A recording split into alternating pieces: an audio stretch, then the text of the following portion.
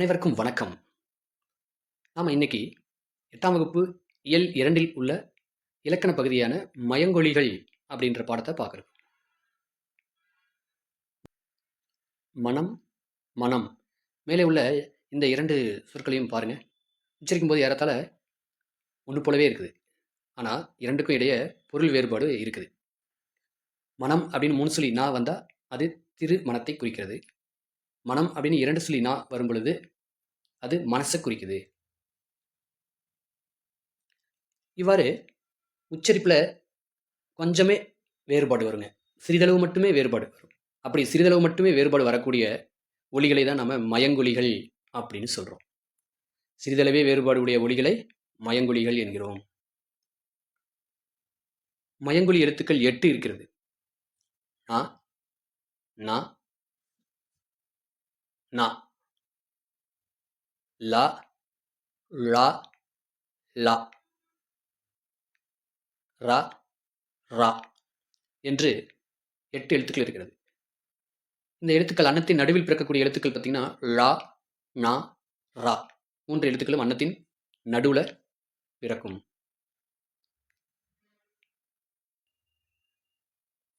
இந்த 3 எழுத்துக்கள் அன்னத்தின் நடுவில் பிறக்கும். லா, நா, ரா. அன்னத்தின் முன்பகுதியில் பிறக்கக்கூடிய எழுத்துக்கள் லா, நா, ரா. பல்லின் அடியில் பிறக்கக்கூடிய எழுத்துக்கள் லா, நா. இவ்வாறு 8 எழுத்துக்களும் பிறக்கும். இல்லை முதல்ல நம்ம 3 எழுத்துக்களை பார்ப்போம். இந்த 3 எழுத்துக்கள் மெல்லின் எழுத்துக்கள். நா, நா, நா. படத்தில் பாருங்க. நா என்பது அன்னத்தின் நடுப்பகுதியை வருடும்போது நா பிறக்கிறது.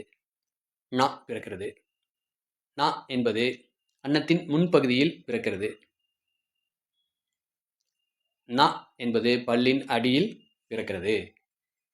நாவின் நுனி மேல்வாய் அன்னத்தின் நடுப்பகுதியை தொடுவதால் இந்த நகரம் பிறக்கிறது. அதே நாவின் நுனி மேல்வாய் அன்னத்தின் முன்பகுதியை தொடுவதால் நகரம் பிறக்கிறது. நாவின் நுனி மேல்வாய் பல்லின் அடிப்பகுதியை தொடுவதால் நகரம் பிறக்கிறது. இந்த எழுத்துக்களின் இன எழுத்துக்கள் என்னென்ன அப்படின்னு பார்த்தோம்னா இன்-ஓட இன எழுத்து இட்டு. மேல்வாய் பல்லின் அடியில் பிறக்கக்கூடிய இன்னின் இன எழுத்து இத். மேல்வாய் அன்னத்தின் முன்பகுதியில் பிறக்கக்கூடிய நகரத்தின் இன எழுத்து இர்ரு. இர்ரு. இந்த இன எழுத்துக்களை கொண்டு இந்த எழுத்துக்களுக்கு பெயர் சூட்டப்படுகிறது. பாருங்க, நகரத்தை அடுத்து வரும் நகரம் க, க, ங, ச, ஞ, ட, ந. இதுல டகரத்தை அடுத்து பிறக்கக்கூடிய நகரம்.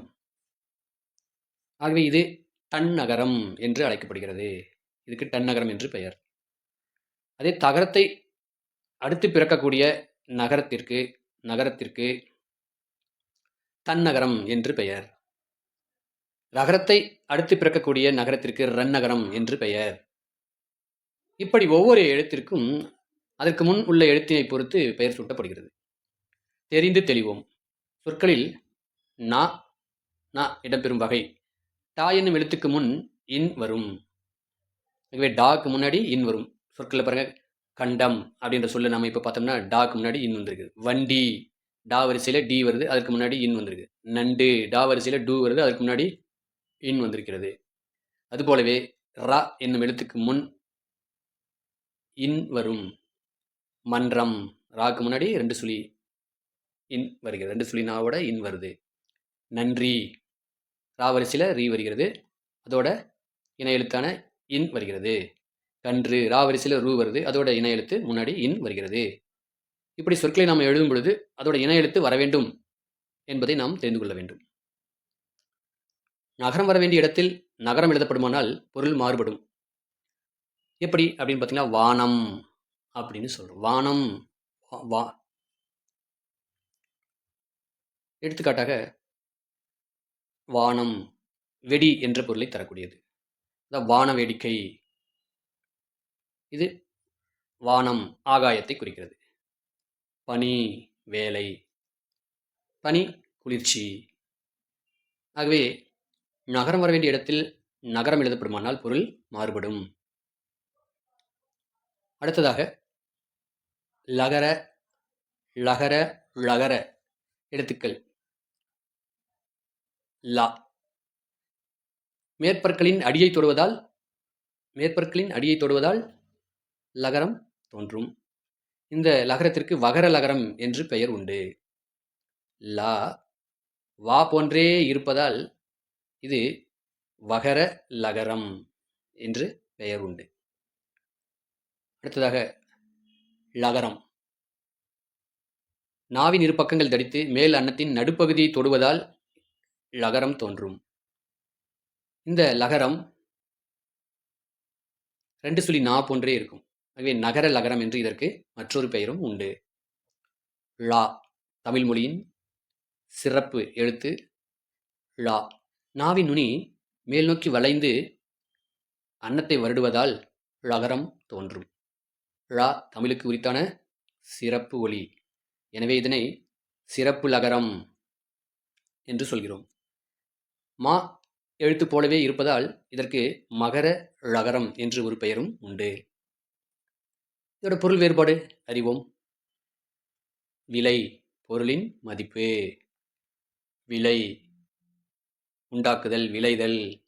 விளை விரும்பு என்று பொருள். இலை செடியின் இலை. இலை பருமனாக இருப்பவர்கள் மெலிந்து இளைத்து போதல். இலை நூல் இலை, நூல் இழை என்று பொருள். அடுத்ததாக ரா ரா. ரா நாவின் நுனி மேல் அன்னத்தின் முதல் பகுதியை தொடுவதால்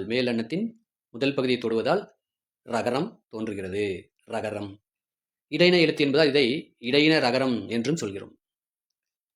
ரா நாவின் நுனி மேல் அன்னத்தின் மையப்பகுதியை உரசுவதால் ரகரம் தோன்றுகிறது. இது வல்லின எழுத்து என்பதால் இதற்கு வல்லின ரகரம் என்று பெயர் உண்டு. இப்படி மயங்கொலிகளை சரியாக நாம் உச்சரிக்க வேண்டும். அப்படி உச்சரிக்காவிட்டால் கேட்பவர் என்ன பண்ணுவாங்க? தவறா பொருள் புரிந்து கொள்வார்கள். ஆகவே சொற்கண்டும் எழுத்துக்களை சரியாக உச்சரித்தோம்னா சொற்கள் சரியாக வரும். அப்பொழுது மற்றவர்கள் அதை சரியாக புரிந்து கொள்வார்கள்.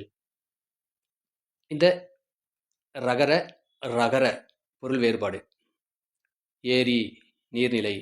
ஏரி மேலே ஏரி. கூரை வீட்டின் கூரை. கூரை புடவை. கூரை புடவை திருமணத்தின் போது எடுக்கக்கூடிய கூரை புடவை. இவ்வாறு நாம் மயங்கொலிகளை வித்தியாசம் தெரிந்து வைத்துக் கொள்ள வேண்டும். இவை மயங்கொலி எழுத்துக்கள் 8 இருக்கிறது. இந்த 8 எழுத்துக்களையும் நாம் சரியாக உச்சரிக்க தெரிந்து வைத்திருந்தால் நாம் பேசும்பொழுது மற்றவர்கள் சரியாக பொருள் புரிந்து கொள்வார்கள். நன்றி, வணக்கம்.